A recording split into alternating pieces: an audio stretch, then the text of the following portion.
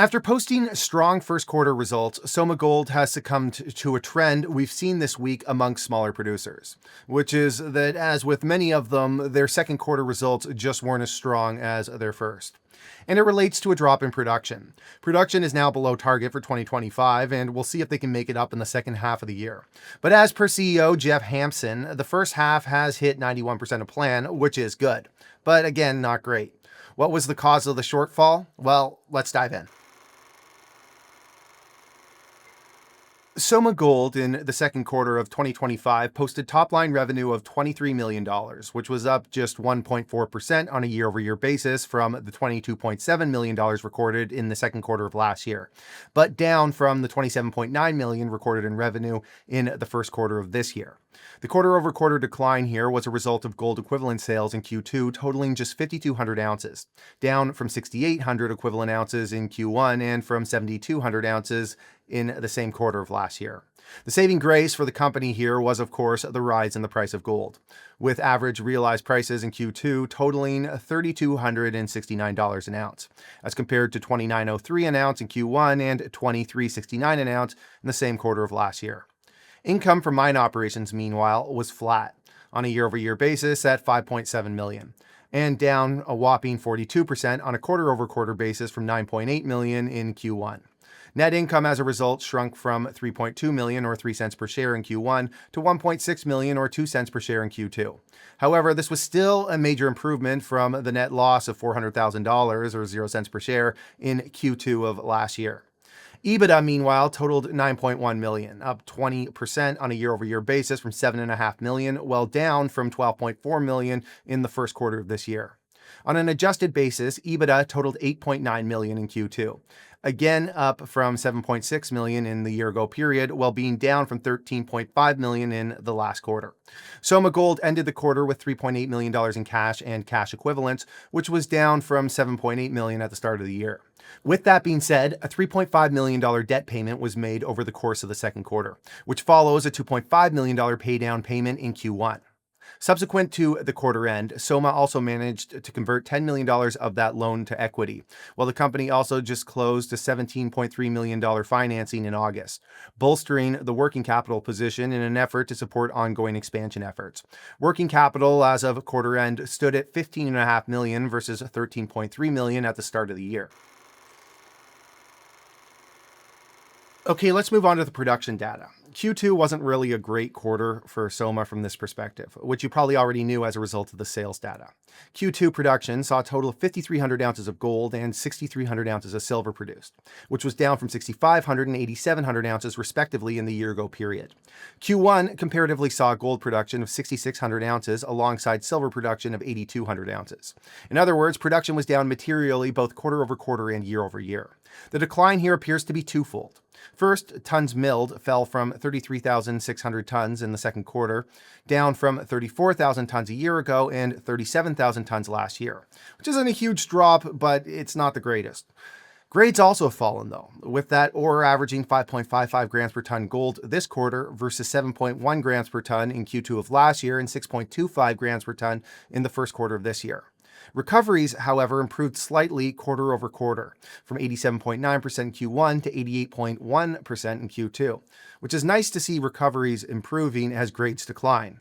But there's still a bit of a drop in recoveries from this time last year, which are down from 89% a year ago, further compounding the drop in production. CEO Jeff Hampson was rather forward on this topic, identifying within the Associated News release that production was down due to a combination of lower average grade ore as well as mechanical issues at the El Barge mill. Issues are said to have since been resolved and are not expected to occur again as a result of new leach tanks being installed, allowing preventative maintenance to occur in the future without impacting production rates. These changes are also expected to increase gold production, with recoveries expected to climb to as high as 90% as a result of the extra leaching capacity. As for costing, total cash cost in Q2 came in at $16.71 an ounce, which was a substantial 24.7% increase on a year-over-year basis from $13.40 an ounce, and a larger 32.5% increase from the $12.61 cash cost reported in Q1. All-in sustaining costs, meanwhile, came out to $25.65 in the second quarter, an increase of 42.7% and 36% from Q2 of last year and Q1 of this year, which recorded all-in sustaining costs of $17.97 and $18.86 respectively.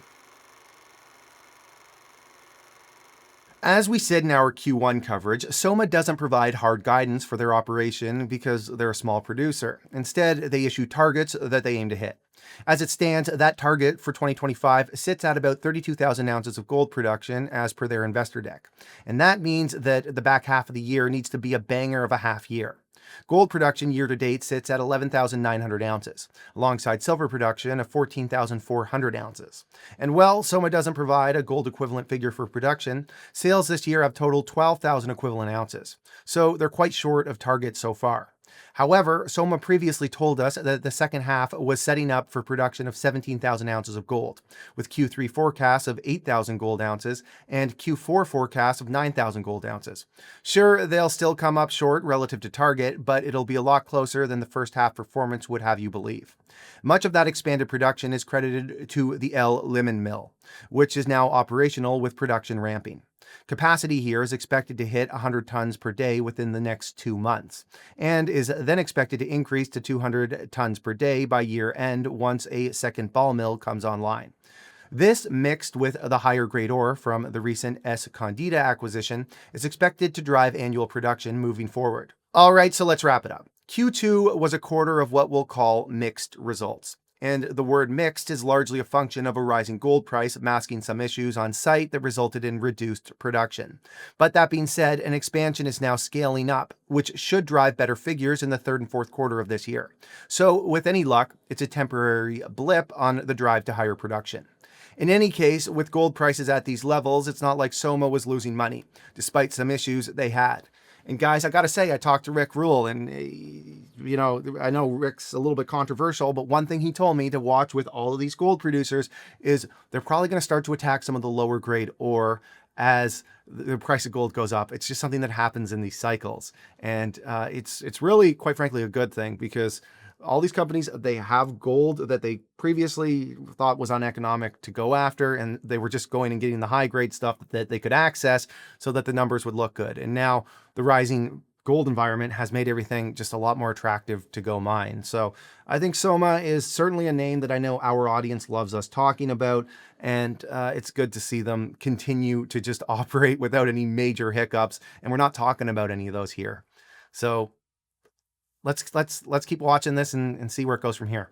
All right, everybody, thanks for watching. And I'm going to say that if there's stories you want us to cover, please let us know in the comment section. We're always looking for new ideas. Also, if you enjoyed this video, do me a favor, smash that like button, subscribe, and ring that notification bell. All right, everybody, thanks for watching.